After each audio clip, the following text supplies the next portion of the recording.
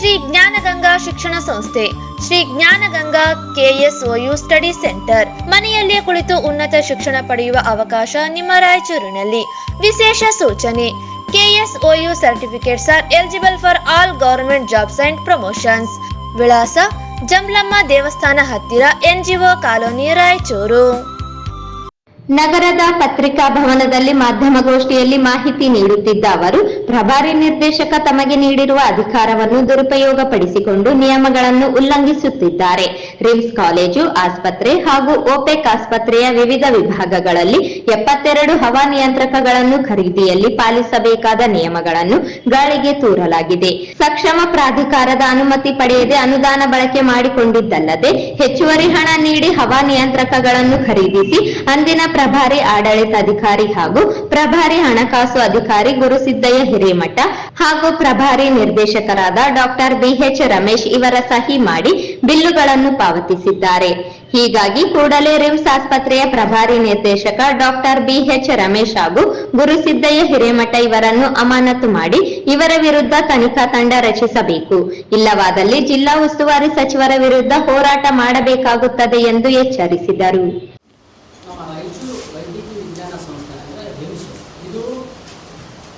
ತನ್ನದೇ ಆದ ಸ್ವಾಯತ್ತ ಸಂಸ್ಥೆಯಾಗಿರ್ತಕ್ಕಂಥದ್ದು, ತನ್ನದೇ ಆದ ಬಯಲ ನಿಯಮಗಳನ್ನು ಇರ್ತಕ್ಕಂಥದ್ದು. ಆಮೇಲೆ ನಿರ್ದೇಶಕರೇ ಇದಕ್ಕೆಲ್ಲ ಕಾರ್ಯಭಾರ, ಏನು ರಿಮ್ಸ್ ಮತ್ತು ಆಸ್ಪತ್ರೆ ಅಟ್ಯಾಚ್ ಮಾಡಿರ್ತಕ್ಕಂಥದ್ದು ಎಲ್ಲ ಕಾರ್ಯಭಾರಗಳನ್ನು ಅವರಿಗೆ ಪರಮಾಧಿಕಾರ ಕೊಟ್ಟಿರ್ತಕ್ಕಂಥದ್ದು. ಇದನ್ನೇ ಬಂಡವಾಳ ಮಾಡಿಕೊಂಡು, ಇದನ್ನೇ ಅದೇ ರೀತಿಯಾಗಿ ಇದನ್ನು ಬಂಡವಾಳ ಮಾಡಿಕೊಂಡು ಮಾನ್ಯ ನಿರ್ದೇಶಕರಾಗಿರ್ತಕ್ಕಂಥ ಡಾಕ್ಟರ್ ರಮೇಶ್ ಪ್ರಭಾರಿ ಅವರು, ಅವ್ರು 4 ರೆಗ್ಯುಲರ್ ಅವರು, ಪ್ರಭಾರಿ ಅವರು, ಅವ್ರು ಏನು ಮಾಡಿದ್ದಾರೆ ಅಂದರೆ ಮಾರ್ಚ್ನಿಂದ ಮೇ ತನಕ ಸುಮಾರು 72 ಕೇಸುಗಳನ್ನು ಖರೀದಿ ಮಾಡಿದ್ದಾರೆ. ಯಾವುದು ಅವಾಗ ಖರೀದಿ ಅಂದರೆ ಕೋಡ್ ಆಫ್ ಕಂಡಕ್ಟ್ ಇತ್ತು, ಚುನಾವಣೆ ನೀತಿ ಜಾರಿ ಇದ್ದಾಗ ಅವರು 72 ಕೇಸುಗಳನ್ನು ಖರೀದಿ ಮಾಡಿರ್ತಕ್ಕಂಥದ್ದು. ಅವರಿಗೆ ಸಪ್ಲೈ ಆರ್ಡರ್ ಕೊಟ್ಟಿರ್ತಕ್ಕಂಥದ್ದು, ಕೇವಲ ಅವ್ರಿಗೆ ಸಪ್ಲೈ ಆರ್ಡರ್ ಕೊಟ್ಟಿರ್ತಕ್ಕಂಥ 17/5/2024ರಲ್ಲಿ ಯಾರಿಗೆ ಅಲರ್ಟ್ ಎಂಟರ್ಪ್ರೈಸಸ್ ಅವರಿಂದ ಮತ್ತೆ ಕೊಟೇಶನ್ ತೊಗೊಂಡಿರ್ತಕ್ಕಂಥದ್ದು 9/5. ಅದಾದ ನಂತರ ಅವರಿಗೆ ವರ್ಕ್ ಆರ್ಡರ್ ಕೊಟ್ಟಿರ್ತಕ್ಕಂಥದ್ದು 14. ಅಂದರೆ ಇದು ಚುನಾವಣೆಯಲ್ಲಿ ಜಾರಿ ಸಮಯದಲ್ಲಿ ಇರ್ತಕ್ಕಂಥದ್ದು. ನಮ್ಮ ಪ್ರಕಾರ ನಾವು ಅದೇ ರೀತಿಯಾಗಿ ನಾವು ಅದೇ ಅಲರ್ಟು ಮತ್ತು ತೀರ್ಮಾನ ಏಜೆನ್ಸಿಗೆ ನಾವು ಹೋಗಿ ಖುದ್ದಾಗಿ ನಮಗೊಂದು 5 ಕೇಸುಗಳು ಬೇಕಂತೇಳಿ ನಾವು ಕೊಟೇಶನ್ ಕೇಳಿದ್ವಿ. ಕೊಟೇಶನ್ ಕೇಳಿದಾಗ ಅಲರ್ಟ್ 50,000 ರೂಪಾಯಿ, ಇನ್ಕ್ಲೂಡಿಂಗ್ ಆಲ್ ಟ್ಯಾಕ್ಸಸ್. AC-ನಲ್ಲಿ ಸ್ಟೆಬಿಲೈಸರ್ ಬರುತ್ತೆ, ಇನ್ಸ್ಟಾಲೇಷನ್ ಬರುತ್ತೆ, ಇನ್ವರ್ಟರ್ ಬರುತ್ತೆ, ಆಮೇಲೆ ಒಂದು ಸ್ಟ್ಯಾಂಡ್, ಒಟ್ಟಾರೆಯಾಗಿ 50 ಇನ್ಕ್ಲೂಡಿಂಗ್ ಆಲ್ ಟ್ಯಾಕ್ಸಸ್, GST. ಇವ್ರು ತಗೊಂಡಿರ್ತಕ್ಕಂಥದ್ದು 83,259 ಇನ್ಕ್ಲೂಡಿಂಗ್ ಆಲ್ ಟ್ಯಾಕ್ಸಸ್. ಅವಾಗ ಇವ್ರು ಏನು ಮಾಡ್ತಾರೆ, ಮತ್ತೆ ಅದರಲ್ಲೇ ಪ್ರಭಾರಿ ಅಂತೇಳಿ ಹಣಕಾಸು ಅಧಿಕಾರಿ ಅಂತೇಳಿ ಪ್ರಭಾರಿ ಕೊಡ್ತಾರೆ, ಯಾರೋ ನಿರ್ದೇಶಕರು.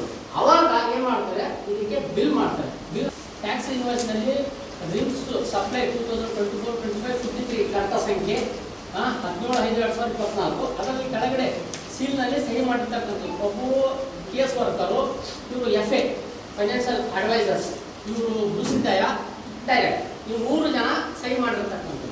ಒಬ್ಬ ನಿಷ್ಠಾವಂತ ಅಧಿಕಾರಿ ಅಂತೇಳಿ KS ಅಧಿಕಾರಿ ಅಂತೇಳಿ ರಾಯಚೂರಿನಲ್ಲಿ ಒಂದು ಹೆಸರು ಮಾಡಿರ್ತಕ್ಕಂಥದ್ದು. ಅದು ನಾವು ಕಂಡುಕೊಂಡಂತೆ ಇವರು ಒಳಗೆ ಈ ರೀತಿಯಲ್ಲಿ ಯಾವುದೇ ರೀತಿಯಲ್ಲಿ ನಿಷ್ಠಾವಂತ ಅಧಿಕಾರಿ ಅಲ್ಲ. ಇದು ನಿಷ್ಠಾವಂತ ಅಧಿಕಾರಿ ಮಾಡುವಂತ ಅಲ್ಲ ಅಧಿಕಾರ, ಒಬ್ಬ KS ಅಧಿಕಾರಿ ಆಗಿರ್ತಕ್ಕಂಥದ್ದು. ಮಾನವ ಸಂಪನ್ಮೂಲ ಔಟ್ಸೋರ್ಸ್ ಅಂತೇಳಿ ಸುಮಾರು 265 ಪ್ಲಸ್ 135, ಒಟ್ಟಾರೆಯಾಗಿ 9,47,00,000. ಇದನ್ನ ಏನ್ ಮಾಡ್ತಾರೆ ಅಂದ್ರೆ 11/3/2024ಗೆ ಟೆಂಡರ್ ಕರೀತಾರೆ. 12/4/2024ಗೆ ಕೊನೆಯ ದಿನ. ನಿಯಮಾನುಸಾರ ಪ್ರಕಾರ ಇವರು ಯಾವಾಗ ಕೊಡ್ತಾರೆ ಅಂದ್ರೆ ಇವರಿಗೆ ವರ್ಕ್ ಆರ್ಡರ್ 4/9/2024. ಇವರು ಕರೆದಿದ್ದು ಕೊನೆಯ ದಿನಕ್ಕೆ 12/4/2024. ನಿಯಮಾನುಸಾರ ಟೆಂಡರ್ ಪ್ರಕ್ರಿಯೆಗಳ ಪ್ರಕಾರ ನೋಟಿಫಿಕೇಶನ್ ಅನ್ನು ಮಾಡ್ತಾರೆ. ಏನಂತೇಳಿ ಪುಟ ಸಂಖ್ಯೆ ತಿಳಿಸುತ್ತೆ. ಅದೇ ರೀತಿಯಾಗಿ ಕ್ಯಾಂಟೀನ್ ತೆರೆದಿರುವುದರಲ್ಲಿ ಅನೇಕ ಶಂಕೆಗಳು ಎದ್ದಿವೆ. ನೇಮಕಾತಿಯಲ್ಲೂ ಎಲ್ಲವೂ ಸರಿಯಾಗಿ ನಡೆದಿಲ್ಲ ಎನ್ನುವುದು ಗೊತ್ತಾಗುತ್ತಿದೆ. ಆದ್ದರಿಂದ ಸಮಗ್ರ ತನಿಖೆ ನಡೆಸಿ ತಪ್ಪಿತಸ್ಥರ ವಿರುದ್ಧ ಕ್ರಮ ಜರುಗಿಸಲು ಆಗ್ರಹಿಸಿದರು. ಕ್ಯಾಂಟೀನ್ ಅಂತೇಳಿ 23/4/2022ರಲ್ಲಿ ರೆಸಲ್ಯೂಷನ್ ಪಾಸ್ ಆಗುತ್ತೆ. ಹಣಕಾಸು ಆರ್ಥಿಕ ಸಮಿತಿ ಒಂದು ಸಮಿತಿ ಇರುತ್ತೆ ಸರ್. ಅದಕ್ಕೆ ಸಮಿತಿಯಲ್ಲಿ ಅಧ್ಯಕ್ಷರು, ಸೆಕ್ರೆಟರಿ ಅವರು, ಕಾರ್ಯದರ್ಶಿಗಳು, ಇವರು ಸದಸ್ಯರು ಇರ್ತಾರೆ. ಅಲ್ಲಿ ಒಂದು ರೆಸಲ್ಯೂಷನ್ ಪಾಸ್ ಆಯಿತು. ಏನಂತೇಳಿ ನಮ್ಮಲ್ಲಿ ಕಾಲೇಜಿನಲ್ಲಿ 600 ವಿದ್ಯಾರ್ಥಿಗಳು, ನರ್ಸಿಂಗ್ ವಿದ್ಯಾರ್ಥಿಗಳು, ಅದ್ರ ಜೊತೆಗೆ ಬೋಧಕೇತರ ಸಿಬ್ಬಂದಿಗಳು 200 ಜನ, ಒಟ್ಟಾರೆಯಾಗಿ 800 ಜನ ಇಲ್ಲಿ ವಿದ್ಯಾಭ್ಯಾಸ ಮತ್ತು ಕೆಲಸ ಮಾಡ್ತಾರ. ಅವ್ರಿಗೆ ನೀರು ಬಿಟ್ಟು ಮತ್ತು ಏನಿಲ್ಲ, ಅವ್ರಿಗೆ ಒಂದು ಕ್ಯಾಂಟೀನ್ ಬೇಕು ಅಂತೇಳಿ ಏನು ಮಾಡ್ತಾರೆ ಸರ್, ನಾನು ಅದರಲ್ಲಿ ಅಂತೇಳಿ ಏನೋ ಅನುಮತಿ ಪಡ್ಕೊಂಡ್ರಲ್ಲ ಸರ್, ಜಿಬಿನಲ್ಲಿ ಈ ರೀತಿ ಯಾವುದೇ ರೀತಿಯಲ್ಲಿ ಮಾಡಿ ಏಕಪಕ್ಷವಾಗಿ ನಿರ್ಣಯ ತಗೊಂಡು ಅದನ್ನ ಹೋಟೆಲ್ನ ಅದು ವಿದ್ಯಾರ್ಥಿ ಘಟಕ ಕ್ಯಾಂಟೀನ್ ಅಂತೇಳಿ ಮಾಡಿರ್ತಕ್ಕಂಥದ್ದು. ಆಡಿಯೋಮೀಟರ್ ಟೆಕ್ನಾಲಜಿ ಅದು ಲ್ಯಾಬ್ ಟೆಕ್ನಿಷಿಯನ್ ಅಂತೇಳಿ ಹುದ್ದೆ, ಸಿ ದರ್ಜೆದ್ದು ಹುದ್ದೆ. ಅದಕ್ಕೆ ಮಾಡ್ತಾರೆ ಕೊಠಡಿ ಸಂಖ್ಯೆ 134 ಸೆಕೆಂಡ್ ಫ್ಲೋರ್ನಲ್ಲಿ ಇರ್ತಕ್ಕಂಥದ್ದು. ಅದು ಹಿರಿಯ ಸ್ಥಾನಿಕ ವೈದ್ಯಾಧಿಕಾರಿಗಳಿಗೆ ಕೊಟ್ಟಿರ್ತಕ್ಕಂಥ ಕಟ್ಟಡವನ್ನು ಅವರ ತಿಳಿಗೊಳಿಸಿ ಈ ಮೇಡಮ್ ಅವರಿಗೆ ಕೊಟ್ಟು ಐಷಾರಾಮಿ AC ಇಂಟೀರಿಯರ್ ಡಿಸೈನ್ ಸುಮಾರು ಒಂದು 5 ಲಕ್ಷ ಖರ್ಚು ಮಾಡಿರ್ತಕ್ಕಂಥದ್ದು. ಇವರಿಗೆ ಯಾವುದೇ ರೀತಿ ಕೊಠಡಿ ಕೊಡಂಗಿಲ್ಲ. ಇವರು ಡಾಕ್ಟರ್ ಅಲ್ಲ, ಇವರು ಸಿ ದರ್ಜೆ.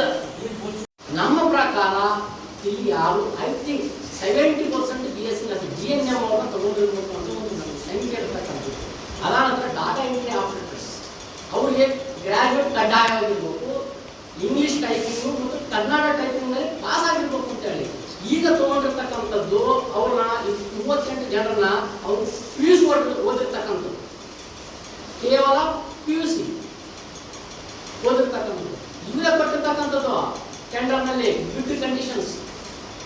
ಈಗಾಗಲೇ ರಾಜಪಟ್ಟಿಯವರು ರಿಮ್ಸ್ ಬಗ್ಗೆ ಪಿನ್ ಟು ಪಿನ್ ದಾಖಲೆಗಳನ್ನು ತೆಗೆದುಕೊಂಡು ಎಲ್ಲ ತಮ್ಮನ್ನು ಪ್ರದರ್ಶನ ಮಾಡಿದ್ದಾರೆ. ಮುಂದೆ ನಾವು ಒಂದು ವೇಳೆ ಈ ಸರ್ಕಾರ ಇದ್ರ ಮೇಲೆ ತನಿಖೆ ಆಗ್ತಿದ್ರೆ ಈ ಎಲ್ಲ ಆರೋಪಗಳು ದಾಖಲೆಗಳು ನಮ್ಮಲ್ಲಿದೆ.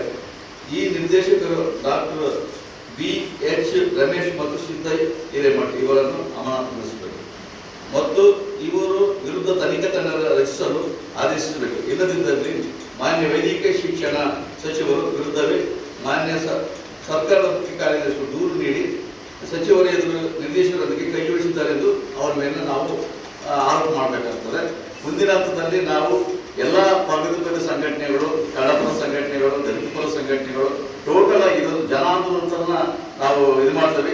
ಇದಕ್ಕೆ ನೇರವಾಗಿ ಇದಕ್ಕೆ ಶರಣಪ್ರಕಾಶ್ ಪಾಟೀಲ್ ಅವರೇ ಇದಕ್ಕೆ ನೇರ ಜವಾಬ್ದಾರ ಆಗ್ತಾರೆ. ಇದು ತನಿಖೆ ತಂಡ ಮಾಡಿ ಕೂಡಲೇ ಸಿದ್ದಯ್ಯ ಹಿರೇಮಠ ಅವರನ್ನೆಲ್ಲ ಸಸ್ಪೆಂಡ್ ಮಾಡಬೇಕು ಅಂತ ಹೇಳಿ ನಾವು ಈ ಒಮ್ಮತದ ಕನ್ಕ್ಲೂಷನ್ಗೆ ಇವತ್ತು ತಮ್ಮ ಮುಂದೆ ಹೇಳ್ತೀವಿ. ಮುಂದಿನ ಹಂತದಲ್ಲಿ ಸಚಿವರ ವಿರುದ್ಧವೇ ನಾವು ಹೋರಾಟ ಮಾಡಬೇಕು.